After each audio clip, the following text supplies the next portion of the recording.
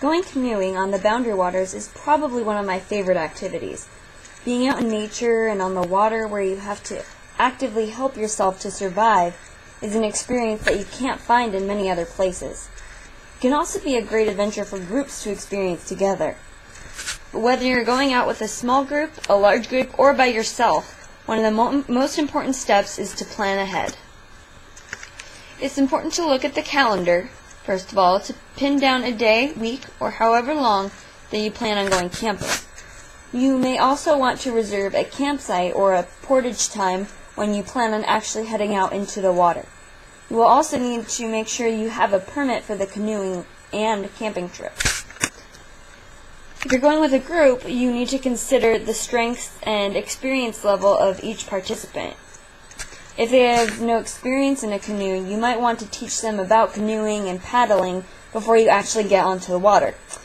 You should also pick an easier channel for them to paddle through on their first time. However, if you have a more experienced group, you want to take that into consideration as well. If they don't feel challenged, they may not have as good of a time as they were hoping for. You also need to plan with your group who will bring what materials. For instance, you don't need 3 people to bring a grill or 5 people to bring hamburger patties. Plan what food and what equipment you will need, and then divide that material between each person.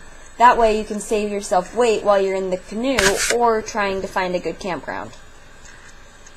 The most important aspect to consider for any trip is safety.